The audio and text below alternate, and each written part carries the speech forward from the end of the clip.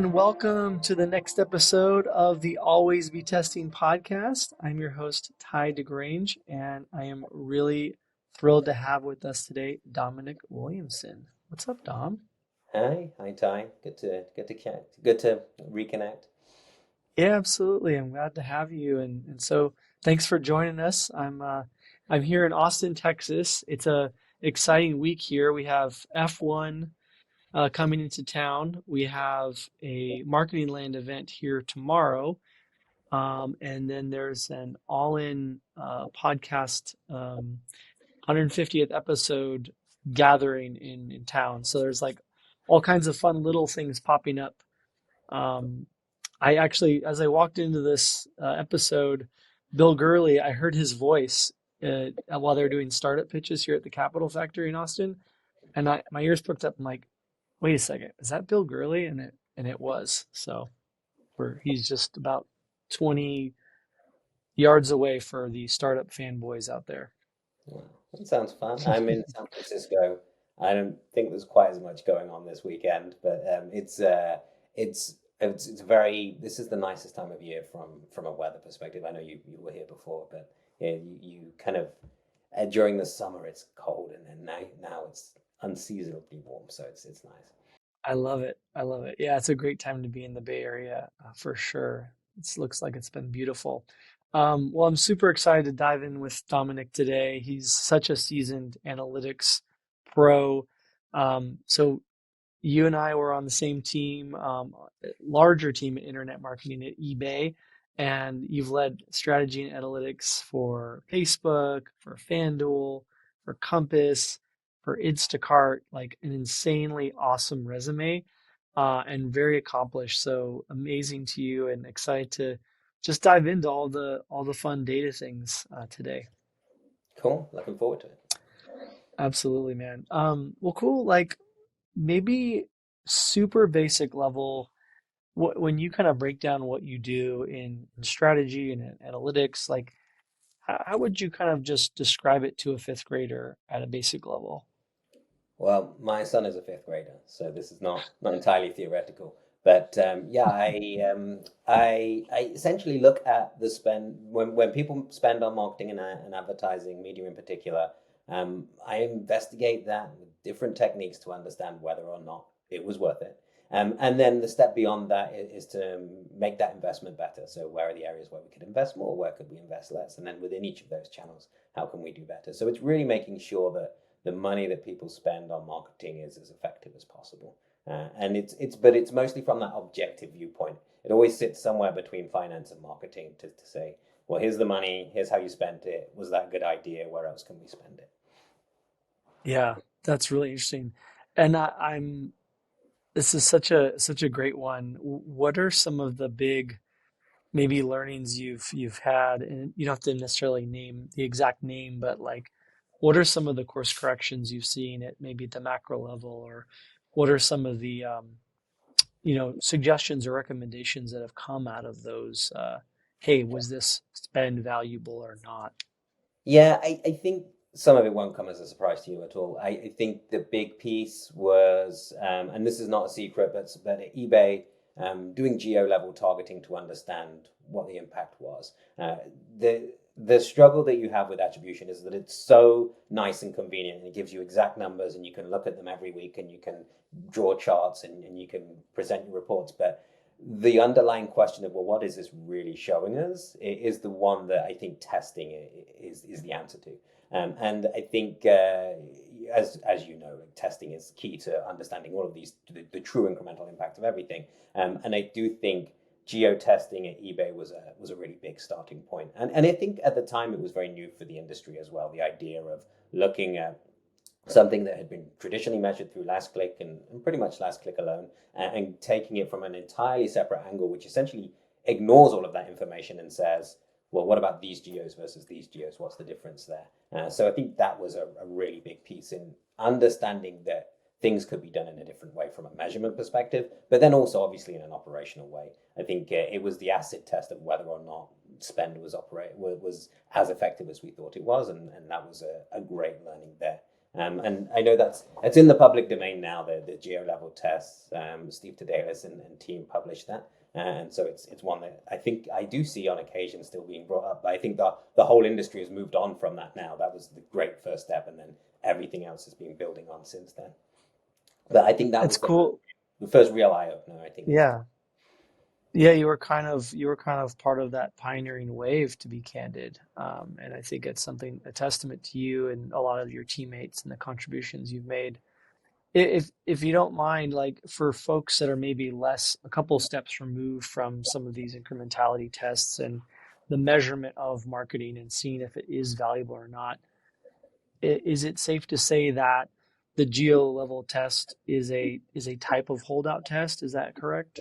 It's a type of holdout test, and the nice thing about it is that it's also just a campaign that happens to be on in a certain geo. So in that sense, it's very transparent and intuitive for people, and it's a great way to introduce testing because everyone understands this idea of, well, if this geo is on and this geo is off, I should expect to see an impact at the geo level. So yes, it's kind of like a user level holdout if the users were geos rather than people. And then obviously that comes with its drawback as well, because there's a lot more noise when you only have 200 geos that you can be using in the US, but that's a lot less than the millions of users that you might have. So it loses something in terms of readability, but it gains a lot in terms of intuitiveness and also just being able to operate against it. You can't actually always operate against the user level because you don't always know exactly who everyone is and who's seeing what.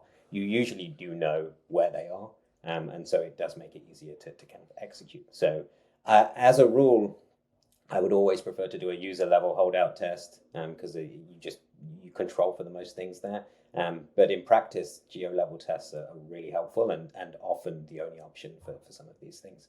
But yes, to answer your question, it's a holdout test, but the holdout is an area rather than a set of people. Well, it is a set of people, but it's a set of people in a certain area.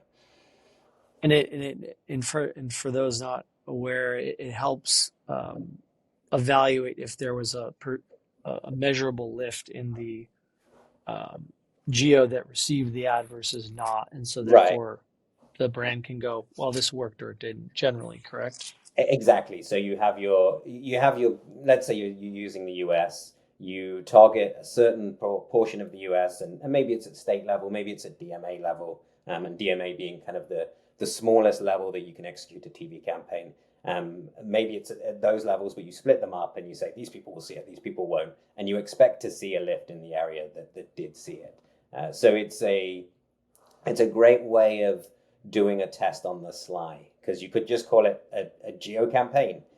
The difference between it and an actual geo campaign is that you want to, as much as possible, randomly select your geos rather than select New York and San Francisco and LA because they're the big ones, because that's going to skew it. But yeah, it's a nice way of working with a team, a marketing team in particular, to ensure measurement, but not make it measurement first per se. Interesting. That makes sense.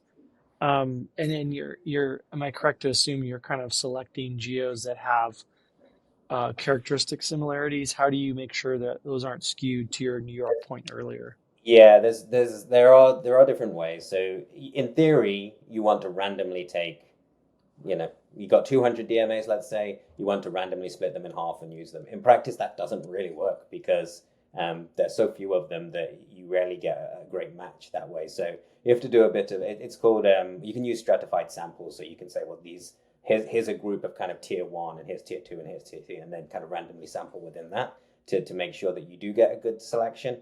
You're often working with the agency, or if you are working with an agent, but you're often working with the buyers to say, what can we actually do?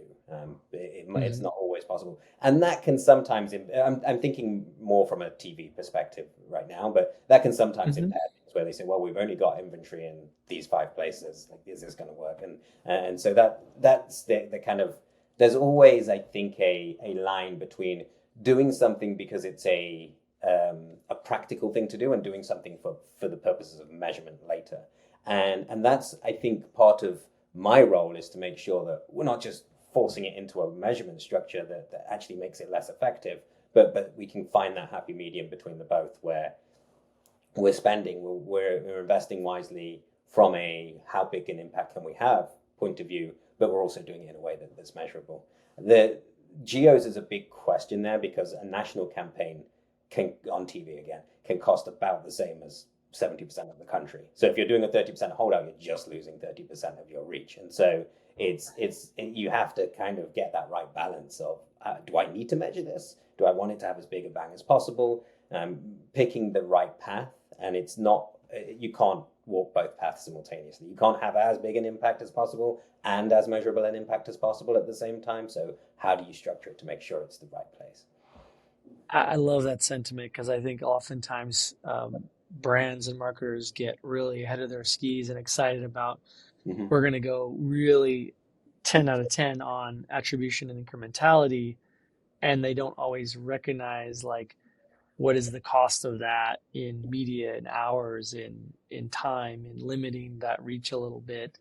And Right. then to your point, is that investment actually, giving them the long-term and short-term return that they're asking and wanting? Um, Right. I, I love that. for example, if it's a product launch, do you need a holdout? Are you going to do this ever again? Do you need to understand and replicate?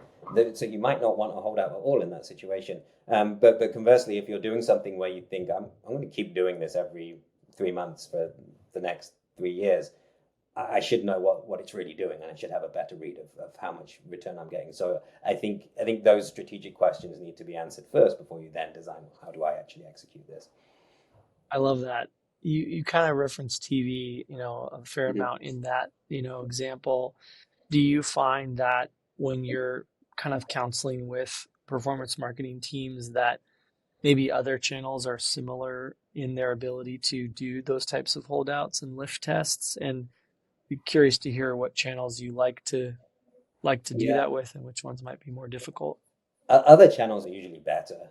The reason I keep mentioning TV is it's pretty much your only option. If you are doing TV and you want to hold out, Geo is pretty much your only option. I think with other channels you get more flexibility in terms of what you can do. Every digital channel generally gives you the option to have a geo targeting and therefore geo holdout. And often there's no real cost in terms of loss efficiency if you do geo target. So the 70% I mentioned before is really for TV. If you do that in digital targeting, it tends not to be an issue. So yeah, I think other channels lend themselves even more to this type of measurement. Hmm. There can be a struggle in every channel of individual user level targeting holdouts because you need to have a very clear, consistent view of who is who, and that's easier to do if it's which geo is which geo versus which individual is which individual. But obviously it is possible, but it's just harder. So I think Yeah, it depends on the channel, but I would say every digital channel lends itself to geo testing, and a lot of them lend themselves to user level testing really well as well. that's awesome. That's awesome. I have to bring it back to the fifth grade kind of macro case here. Is that would be your son in this case you mentioned? Do you have a Yeah, fifth grader? yeah, yeah. Awesome. He's at school right now, so I can't bring him in to give his view of what I do. But yeah, On the next episode, I think. yeah. He'll be taking people's jobs soon. The next generation. Hopefully, Um, it's one-way traffic economically right now. So hopefully that's enough. um, so for the fifth grade perspective, when you does the question ever come up, does marketing work? And so obviously it's a very blanket question and it's one that, you're kind of at the core asking yourself and your colleagues, but most often does it seem to be working, or are you kind of like, don't do it? It definitely works, and if in the sense of if work it means do people buy things more because you have marketed them? No doubt that is true. Does it work well enough to justify the investment? That's the real question, right? That's the crux of the question, and that varies a lot. There's the classic quote, right? The half of my marketing dollars work, and I know which half. I think now we understand which half better than we ever did before, or at least we're certainly building out that understanding a lot better. I would say that a lot of marketing spend is not driving as much response as the cost of that spend. I think that's fair. I think there are broader impacts of marketing as well. So in terms of brand building, there is that kind of nebulous impact that could be there for the future too. But I do think people could almost invariably be more efficient with their marketing spend, and I think there's a real push to make sure that happens. And I think it's certainly growing as in terms of maturity. People's ability to spend the dollar in the place that does give them the right return is improving Yeah, rapidly. I love that, and I would say that we share that enthusiasm. There's very few brand advertiser campaigns in our world of performance marketing where I'm not really excited to look under the hood with my colleagues and go, how can we save you money? How can we think about ways to spend the same or less and get the same result? Or conversely, if you're in growth mode, how do we scale up to spend, 30% more and get 80% more value? So Right. I think that's the fun of what we get to do. And while there's creativity involved in that, obviously there's a lot of data and analytical work that you and your team are very steeped in that is at the core of what you do. And maybe a transition with that, does marketing work? Like, what are some of the myths that you find in analytics in your field and that, maybe even like your trained colleagues might come up against every once in a while? What are some of the things that you want to debunk for the audience today? I think there are certain hand wavy pieces that always end up with us erring on the side of being generous. And so by that I mean there's people will say, well, the rising tide floats all boats. So maybe this has impacts on other things, which I just mentioned as well. Like, I think it is genuine, but at the same time, I think we have to quantify that because otherwise we have a tendency to just use it as this theoretical extra value that's never being captured, but somehow makes everything justified. I think you see that particularly with brand campaigns as well, where we say, well, look, we didn't see it. We didn't see the sales right now, but maybe there is this long-term impact further down the road. Maybe there is, but we shouldn't assume that there is, right? We should get to a place where we understand how that works. And I get that it's hard. Obviously, the longer an impact takes to manifest, the harder it will be to measure. But we can't just make the assumption that it did, right? Then you always err on the side of overinvestment if that's your assumption, and so you essentially skew it, so you're always getting it wrong. That kind of reminds me of the old saying that hope is not a strategy. Right. I think it's a good reminder. Yeah, I think, Um, but the thing is, I mhm. think it's fair. I don't think it's unfair to say, well, this model doesn't capture the longer term impacts, right? I think that I don't think that's untrue. I just we can't assume that kind of mystery extra bonus impact is somehow always enough to justify the investment. So I think that's the point, is that there is a tendency because you as the individual, not depending on your role, but you buy media from someone. You want that media to have been as effective as possible. You inevitably kind of err towards this generous view of the response, and that mindset is, I think, the problem. And changing that mindset, shall we say, is the opportunity. Because if you go out there and say, I don't want these results to show me that everything I did was great, because if I do, where do I go from there? I want them to show me that these three things didn't work for me, because then I can improve. Then I can find opportunities to invest elsewhere. Then I can find more efficiencies. But your kind of natural inclination as a human being is to say, I just spent all this money. It must have been effective. Let's hope it's effective. And so if you can create a framework where you work, where you're actually looking to find places that you spend in the wrong place, ineffectively, and you're happy to find those things, and those are the opportunities. If you can switch it to that mindset, then I think that's where you're going to get the growth and the efficiency gains. I love that. It's like there's kind of like the psychological concept of growth mindset, but you're essentially saying if you apply those principles in an analytical way to your view of analytics and strategy and is marketing performing, you're kind of welcoming in that healthy scientific criticism. And I think that sounds like a really awesome way to be thinking about your marketing. There's always something to do. There's always something to improve upon, even if the greater good is there. It could probably be improved upon, which to your point, and I really love that. Yeah, and I do think to some extent, we are naturally inclined away from that because you essentially, let's say you have three parties. You have someone who's selling you media, you have someone who's buying media, you have someone, maybe an agency in between. All three of you want that media to have been effective, right? So all three of you are absolutely aligned in that you will take the most generous view. Intuitively, you will take a more generous view of what that response was. But if all three of, well, I don't know if the media seller vendor is ever going to take the view of, well, actually, it didn't do that well. But if you do take that view as, let's say, an agency and a buyer, that, well, I don't just want it to have done well, and I'm not going to kind of bend my mind to believe that it has done well. I'm going to be as objective as possible and look for those areas of opportunity, and to some extent be congratulatory when we do find those pockets of, well, this didn't work and this didn't work.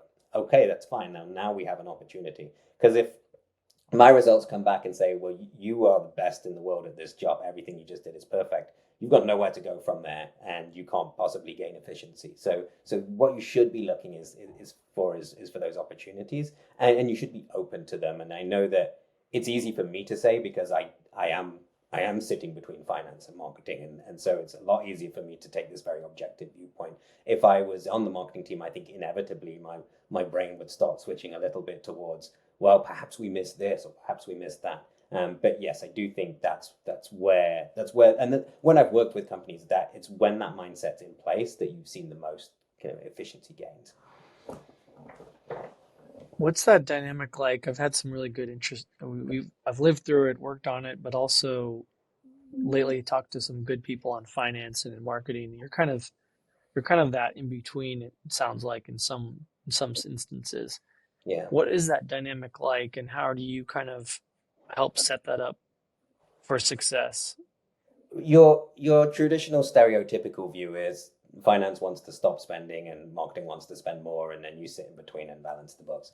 I think that's an old fashioned view of it now, and I think everyone can be aligned, but you have a marketing team that's great at making their marketing better, and they're focused on the day to day of making their marketing better, but they're not necessarily the most objective source of what did that marketing just do, and where should we be investing. And you've got a finance team that's looking for as objectively as possible at where the best investments can be made, but doesn't understand the practicalities of every single thing, every single investment decision that can be made, right? Because they can't have that same depth of knowledge as the operating teams do. So I think it's that area in between where we try and help as much as possible by taking the objectivity of finance, but taking the kind of operational awareness that the marketing teams have, and we have to borrow that knowledge from them. I don't think we have it on our own, but we can get close to that and say, okay, I understand. In theory, we would spend 10% more on this channel. In practice, we can't, because either this channel is at 100% or is at 0%. There are those situations that come up, and I think it's like understanding those nuances as well. This may be presumptuous, but do you think that the best marketers and the best finance folks are able to kind of, put on the Dominic hat a little bit and kind of view I it that way while collaborating with you? How Yeah, I think would you? so. I hopefully the Dominic hat is just objectivity. I think that's the thing that I'm trying to bring, as much as kind of methodological techniques and things like that. But I do think it's that objectivity. And yeah, increasingly, marketing is numbers driven, right? It's, if you go back 20 years, it all looked very different, and so yeah, I think most marketers now have a really keen eye on, well, what is my cost per lead, and what should it be, and what are the marginal cost per lead. All of these type of things, I think, are very easy for a marketing person to access now. And I do think from a finance side that's true as well. And then I think it just goes to the next level of how can we optimize, what changes can we make. That's awesome.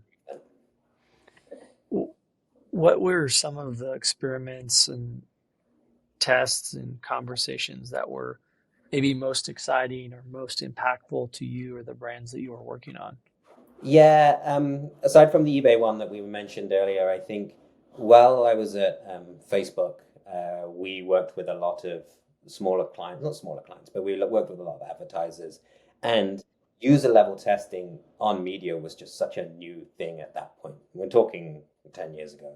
I'm old, but it was a while back. Hmm. But it was such a new idea that and it was kind of one step beyond what we'd done at eBay. We would have liked to have done the user level testing, but we couldn't identify the individuals as well as that. But then Facebook could, and so they have that user level test tool, which now everyone can use. But back then it was new, and the questions were, well, why would I do this? I have an MTA model or a last click model. I don't need this, and so a lot of it was that conversation.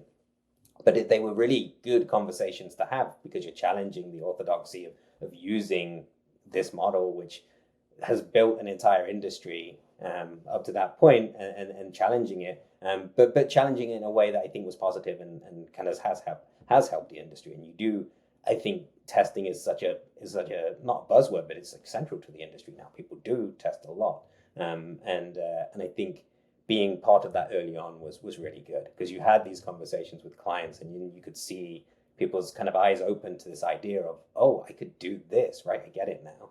And so they moved from why would I to, okay, where else can I do this? Like where and it was good to see the industry move in that direction as well. The other one I would just tag on to that is MMM. If you ever work on MMM models, and they're not tests per se, obviously, but there's just a degree of magic inherent in MMM modeling. You take all of this uncertainty, and you can, if it works well, you can kind of create a model that explains so much. That's That amazing. Yeah, I think they can be really powerful as well. It's a pain. I've worked on a lot, and they've never been easy, but they're certainly getting easier now. Just because people have great data. I don't know if you've talked to anyone regarding Robin, the kind of the open source MMM model that Facebook created. That's a really good starting point for anyone as well. That's super helpful. We've run into it a little bit, and we've done some lift testing through there. But I love that call out, and it's a really great one for folks to kind of hone in on and look at as well. And for those that are not as familiar with MMM, um, would you say that um, how would you kind of describe it for folks new to it, and kind of how it's maybe better than other views of incrementality? Yeah, it does attempt to tease out that specific question of incrementality. So you have all of your media channels as inputs into a big regression model, and let's say you're trying to predict sales, and you can put in what I spent on TV. It really was born out of TV. It's such an old methodology. It was Hmm. born because TV was so hard to measure. But now you can put all of your other channels in there too. So you could look at spending on Google. You can look at spending on Facebook. You could look at even things like outdoor advertising. Because what you're really building is a model that says, I spent this at this time. How did my sales respond to that? So that's the kind of theoretical part of it. In order to understand what your media did, you have to understand what everything else did as well. So that's the hard part. You have to understand seasonality, and you have to understand if weather affects your business, which it does for a lot of businesses, and holidays, all of these other kind of pieces that fit together to determine your sales on a given day. You can't just put your ad spend in there. You have to put all of those things in there to build it. And But sorry, the great thing no, about go on.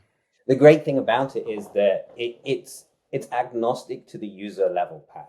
So it ignores the last click model, it ignores the impression model. So you're losing information there, but you're gaining something by having an independent view of it. So it's a great way of kind of calibrating your MTA because it's not biased by your MTA. If your MTA says I spent this and there was this clicks and this much came back, and your model says the same thing, they've arrived at that conclusion from different places. So it's really good as a way of benchmarking. And then the other thing, obviously, if you have channels that aren't covered by MTA or aren't fully covered by MTA, it's a great way of measuring them. I think the other thing is just that if privacy rules change your kind of information that you have on path to purchase, if you don't know if people saw it or if they clicked on it, and I suspect increasingly in the future that might be the case, then this model doesn't need that. So it's also a kind of future-proof model. So I think if you Love went, that. Huge. yeah, and I think if you went back, a few years, MMMs were outmoded and old because you have MTA models. Why do you need this? And then I think now there's an increasing recognition that, oh, this is actually a great way of covering the future, not just the past. That's really that kind of dovetails perfectly in my next question, and it's so exciting. I can envision a world where, it sounds like you're saying for those listening that, hey, privacy concerns go up, your MTA visibility goes down, generally speaking. The growth and importance of MMM is even more underscored. Is that safe to say? Yeah, I think so. And I think it underscores this idea as well that I know you and I are probably aware of, but just generally, we don't need to know the individual person's conversion. We don't necessarily care that it's this person. We only use that information to draw a kind of path and a map to clicks and impressions and things like that. But we don't really need to know it at that level. And so that I guess I say that just so if people are worried about when I talk about privacy, I believe in personal privacy, and I don't want to know what you bought. I want to know that X sales happened because this happened. I don't need to know anything about any individual person ever, and I don't want to know that. And there's too many of them. It's really I'm just trying to draw that path, and I do think drawing that path does clash with personal privacy sometimes because as an individual, maybe I don't want people to know that I saw this ad and I clicked on this ad and I bought this thing. It doesn't matter. But then I do think because the MMM model ignores all of that layer of information and just builds it out at the kind of the aggregate, that it will always be immune to any changes to privacy that we have in the future. So yes, that's the benefit I I see. love that. I love that. There's another theme I'm thinking of around the specifics of MMM, and it does kind of relate to like past versus future, and maybe you can guide me here. So, um, is MMM looking is a look back of the past performance and kind of assess if marketing worked, or can it be predictive of future? If that and does that make sense? Yeah, it can. Yes, it does. And if it doesn't, if it can never be predictive or prescriptive, it's of little value. I mean, I guess there's some value. It helps you understand where your investments were, and maybe you can make big kind of changes based off that. But no, ideally, what you get out of that model is also the kind of scenario planner piece of it, where you say, I have diminishing returns up to this point, so I could spend up to here, and then I could be spending here in these different channels. So yes, ideally it does help predict the future in terms of how much you should be spending. It also can I mentioned that you have to take into account seasonality and all of these other pieces, and a lot of the the open source model, Robin, for example, does that really well to the extent that you can actually use it for forecasting as well. So even if you weren't working with marketing data and you just want to know, well, how many sales am I likely to see if these things continue, it works for that too. So it has a lot of really helpful side effects that come out from building this model. And that's what I mentioned. There's a bit of magic in there because you go in there wanting to work out what my TV spend did and what my kind of Google spend did, and you come out understanding seasonality and whether you have a long-term trend that's going up or down when you take all the noise out and all of these pieces. So you do get a lot of useful predictive pieces from there too. That's amazing. Yeah, quite a testament to the power of that model and the fact that it's open source. I would venture really creates makes it more valuable. Is that accurate? Yeah, for sure. I have a bias to wanting to build things in-house, so that you can fit all of your in-house pieces together and you can understand everything and you can see inside it. And so yeah, I like the open source model for that reason. It takes effort, but at the same time, I think it's worth it to have something internally that you truly do understand because the outputs of a black box model are useful, especially if they do give you very prescriptive, go and spend this here at this time and this will happen. They're useful in that sense, but there's no substitute to really understanding what's going on underneath there. And so you could know, well, yeah, this may be true, but the margin of error is really wide, or I'm really confident that this will happen, and the model's always going to keep giving me that. I think you get that extra layer of understanding if you build it in house. Yeah, no, I love that. It's really fascinating because I think it sounds like there's a lot to be built on top of, and I imagine a number of businesses are doing that.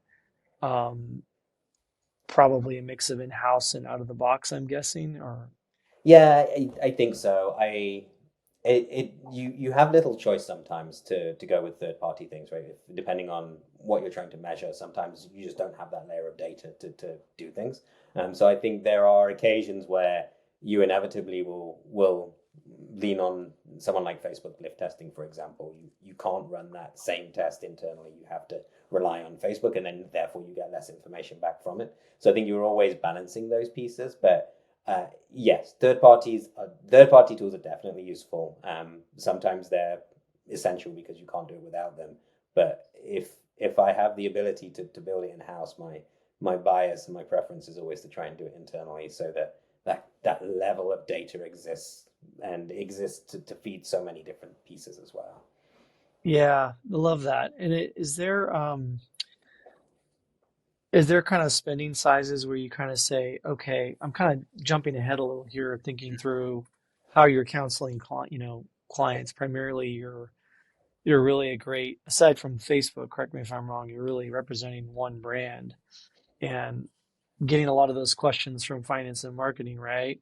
Right. Um, but thinking through like in a hypothetical scenario, brand that spends 100 million a year, maybe or sorry, they're making 100 million plus a year. Maybe they're spending, minimum five a year on marketing, which isn't a lot in your standards. Mm-hmm. Where do you counsel them? Let's say they're on five or six performance marketing channels, maybe a little bit of TV, maybe a little bit of audio. Like, is there a spend level where it's like a lot of this doesn't make sense, and it kind of like, is there a how do you kind of guide those brands that are kind of in those situations that might be working their way up to being, a FanDuel? I think it's a tough question because the answer is it depends, and I know that's not a great answer. But basically, the it depends less on the budget and more on the impact. So if you are working at a company where the impact of marketing is fairly small compared to the natural baseline that company has. So I don't want to presuppose any other companies, but let's say Amazon, right? Obviously, the Amazon baseline is really high. If Amazon stopped spending on marketing, what would happen? They wouldn't disappear overnight. They would drop by something, and I don't know what that something is. But there are smaller companies where if they stop spending overnight, they would drop by 50% or more. And so there, if you have that impact, then it's very easy to measure, and it doesn't matter so much on how much you're spending. It's what that share is. Now, that's actually the answer to the question rather than the question, right? Because you want to understand how much is being driven by marketing, and you don't necessarily know beforehand. But I would say if that signal is strong, and I've worked at places where the spend is not necessarily that high, but the signal is strong, then it's a very easy model to build. Conversely, though, if you're moving the kind of top line by 1 or 2%, I don't know, Coca-Cola as well, for example. I'm sure that their advertising has a massive impact, but I'm sure it's also very hard to measure because there's so much of a baseline that you're building it on. So it depends in that sense, more so than how much am I spending. It's how much of my sales, shall we say, are being driven by marketing. And if it's less than, say, 5%, it can be really noisy and it can be really difficult to pick that up, especially if you break down into the smaller channels. But if it's 20%, yeah, you could build a model very quickly that kind of detects that. That's interesting. And if you're kind of in that hypothetical scenario and you kind of have a suite of cards that you can kind of hand out to say, okay, we're going to run this type of a test, or we're going to run this type of a test. Not like to say that the number of options is the key, but just out of curiosity, is there like you have kind of five options to choose from? I know it's a little overly simplistic for your world, but or is it kind of like, hey, these are the two that I kind of go to If currently? if you can do a user level test, there's never really a great cost to that in terms of opportunity loss. So, for example, if you're sending out an email campaign, you can keep back 10% of your user base pretty easily. You arguably lose 10% of your total impact because you did that, but then also you measure that impact and then you can optimize it in the future. So, going back to the scenario we talked about earlier, if it was a launch campaign, I probably wouldn't do that. If it's a campaign that's going to go out once a month, then I really would want to know how effective it was and how I could impact the effectiveness of it, and so I would keep a holdout. So I don't think there's a real cost there, and I would put user level test in every chance I could. And I don't think that changes how you spend, and I don't think it changes the response that much. Facebook, for example, if I'm doing a Facebook campaign, I would just put a user level test in. I think you can pretty much set it up by default and get the results every time. So there's really no reason not to. So yes, I think those ones, those really easy, nice, low touch ones, I would do every time. If it comes to things like geo testing or pulse spend testing as well, if you're trying to build a model, you can turn your spend on and off. It's slightly disruptive from an operating point of view, but it does help you read into a model. So those are slightly more disruptive kind of operating things, geo testing, pulse testing. Those are ones I would do if I really wanted to measure. And so I think user level test, really kind of a no-brainer. It's very easy. Pulse testing, it's easy to kind of operate. It's not that easy to measure, but it gives you more than the absence of those things. And then geo level test, yeah, it's slightly harder to operate against, but it gives you a nice read. So it's I would do great. those things. I would do those things if but only if I really wanted to measure them. And I think I'm not unique, but one of the things I try and push as an analytics person is I don't want to shoehorn everything into my measurement solution. I don't want you to do these things because I want to be able to measure it. I need to know if it needs to be measured first to make sure that we have that right path of why are we doing this? We're not just doing this because I want to do it. That's not the right reason to do it. Let's do it because we want to replicate it. And if we don't want to replicate it, then do we need to do these things? So it's getting that right path between making it measurable and making it impactful. Do you think that's where some maybe get it wrong, that they're not thinking enough about the uh, consequences of going through a test? Do you think there's a Yeah, percentage of folks that do that? I'm biased towards doing tests if we can, naturally, because otherwise I wouldn't have a job ultimately. But yeah, I am biased towards doing the test. I do think I think it can create conflict when we're saying actually we just lessened the possible impact of this because we wanted to test it, and we're not really using those results for anything. Like those type of scenarios are the ones where I think it creates conflict. But I think if you lay out beforehand, and you can lay out before with any kind of test you do, almost have this, was it like pseudocode logic where you say, if this happens, then we'll do this, and if this happens, then we'll do that. If you can't articulate that before a test, then there's not that much point doing a test. So if you can't, if you say, well, I'm going to hold back 10% of my email campaign, and what will you do if it doesn't pass a certain threshold? Nothing. I'll do exactly the same thing. Okay, you don't need to do that. Then it's not going to change anything. So it's that point that I try and make Yeah. to the team. What a great reminder for so many. I think that's super helpful. Um, we talk a lot about like data literacy in our organization, and training and understanding data. How have you done that in your career? How do you help kind of demand that and collaborate with your teams to make sure that data literacy is there? I think I've been fortunate in that working with most marketing teams now, especially digital marketing teams, there's usually a very good data literacy as standard. I think the nature of the business has certainly made that almost a prerequisite for a lot of the roles. I think the other piece is having a company that does just have the data and has kept the data in the right place. And most of my experience has been with bigger companies or later stage startups where they've kind of got that piece already and that's been done. So I've been fortunate in that sense because I do think if that's not there, it's hard to get everyone aligned to a certain metric.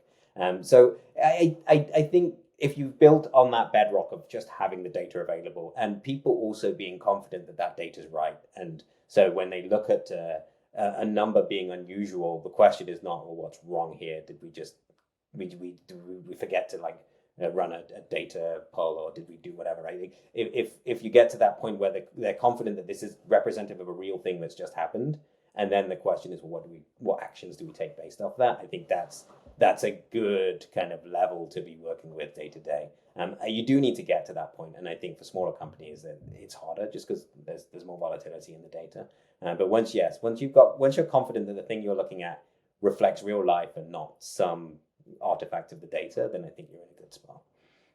I love it, Dominic. We talked a little bit about you know, football, UK, Mhm. soccer. Maybe you can share for the audience a little bit about your team and Okay. who you go for. So this may, for some people, this is going to be gobbledygook, but I support Nottingham Forest, who are now in the Premier League, have been for the last season and a bit, and it's been so exciting because they were out of the top division for so long, for 20 years, and they just got into the top division. They only just stayed up last season, but now they're looking good. So it's very exciting for me because I get to watch them on regular TV all the time now, and it's such a step change from where it was before. It's really good. So I have no complaints. I because they are not expected to win every game. They're not. I'm not disappointed when they don't win. I'm not even that disappointed when they lose. And when they do win, I'm excited for an entire weekend. So it's a really I'm really fortunate right now. That's really cool. How did you become a fan of that particular team? Oh, it was just my local team, so I kind of got into it by default. So I was born in Nottingham.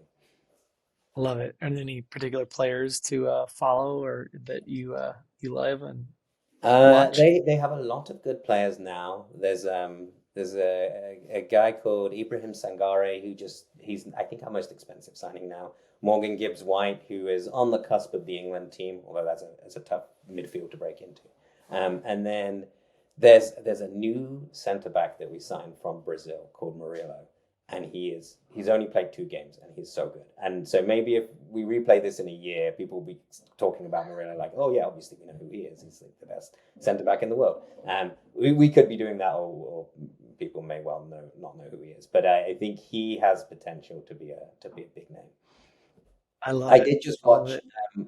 relatedly, England, Italy. Jude Bellingham was playing. He doesn't play for Forest, plays for Real Madrid, but I actually think he's probably the best player in the world right now, and he plays for England, so that's Absolutely. I love it. You guys gonna win another World Cup? nice. Maybe the Euros. England just qualified for the Euros in Germany next year, so that's a realistic one. I think we came second last time, so it's not. Yeah. Yeah. Yeah. I love it. Dominic, it's been a pleasure, man. You shared so many great insights and really grateful for the time you shared with the audience and your knowledge and expertise. It means a lot. Um, for folks that want to follow you and maybe learn more about you and your story and what you're working on, where can people find you or if you'd like them to? Reach out to me on LinkedIn. It's Dominic Williamson. Um, there are a few Dominic Williamsons. There's not that many. Look for the one who was at eBay and Facebook. That'll probably find you the right one. There was a cricketer called Dominic Williamson. That's not me. He's almost the same age as me. He played cricket in England at the same time for a local club. So he's the slightly more famous Dominic Williamson, I would say. But Yeah. unless For you're interested now. in cricket, For now. if unless you're interested in cricket, I wouldn't How, bother him. how's your cricket skills? Oh, awful, awful. It's the worst sport for me, I think. Me too. We're in good company. Yeah. Dominic, it's a pleasure. All the best, man, and talk Thank to you you. soon. Cheers. Bye.